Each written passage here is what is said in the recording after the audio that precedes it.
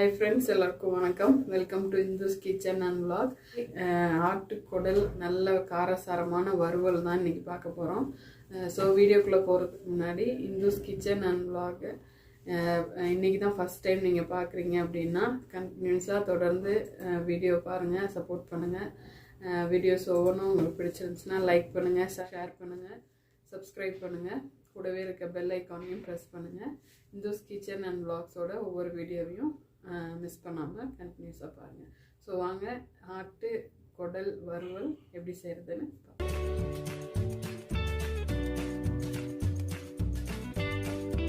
இப்போ குடல் வேக வைக்க போகிறோம். இப்போ குக்கரில் குடல் வச்சுட்டு நல்லா தண்ணி குடல் எல்லாமே மூழ்கிற அளவுக்கு தண்ணி ஊற்றிருக்கேன். இப்போ இதில் ஒரு ஸ்பூன் ஃபுல்லாக உப்பு போட்டுக்கிறேன். ஒரு 1/4 டீஸ்பூன் மஞ்சத்தூள்.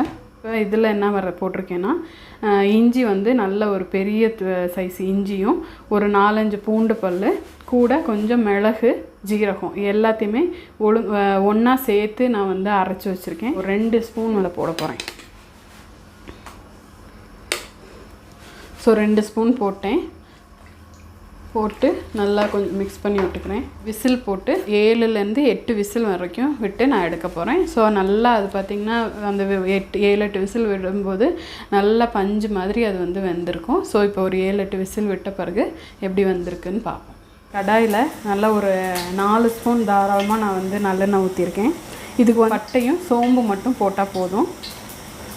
ஸோ ஒரு 5-6 பட்டை போட்டுக்கிறேன். 1 ஸ்பூன் சோம்பு போட்டுக்கிறேன். சோம்பு போட்ட உடனே இஞ்சி பூண்டு பேஸ்ட்டு 2 ஸ்பூன் போட்டுக்கிறேன். போட்டு நல்லா ஃப்ரை பண்ணிக்கலாம்.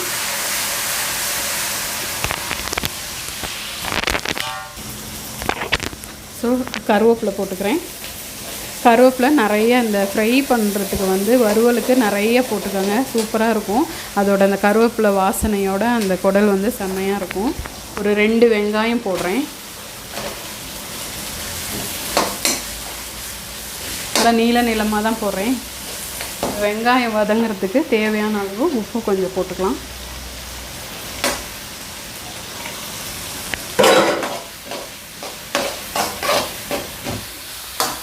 இது ஏன் இப்போ அப்படி பண்ணுறோம் அப்படின்னு சொன்னால் அந்த மசாலாலாம் வெங்காயம் தக்காளி வதங்கிருச்சு. வதங்கினோன்னே நம்ம வேக வச்சுருக்க குடல் போட்டுக்கலாம். போட்ட உடனே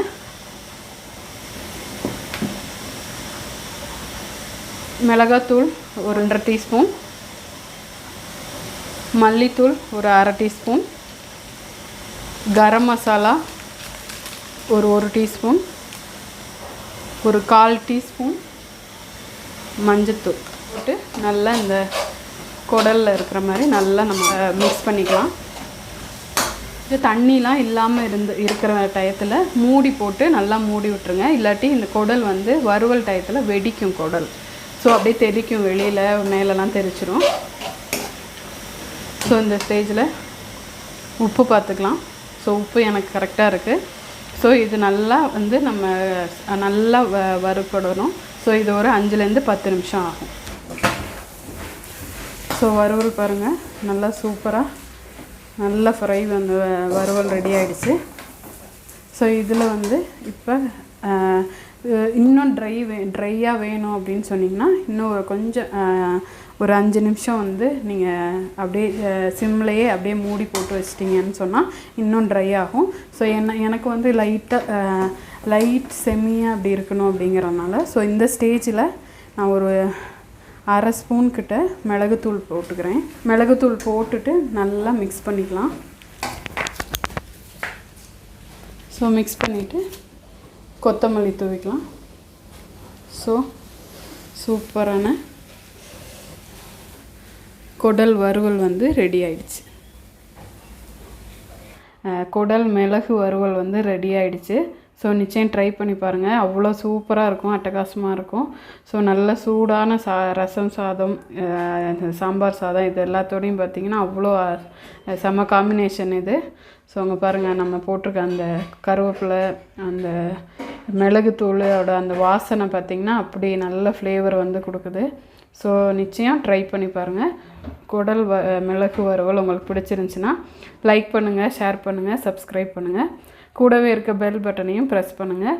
இந்துஸ் கிச்சன் அண்ட் vlogோட வீடியோ ஒவ்வொன்றுக்கோட நோட்டிஃபிகேஷனும் அப்போ தான் உங்களுக்கு வரும். வீடியோ எல்லாத்தையும் மிஸ் பண்ணாமல் பாருங்கள். மறக்காமல் சப்ஸ்கிரைப் பண்ணுங்கள். Thank you so much. நன்றி.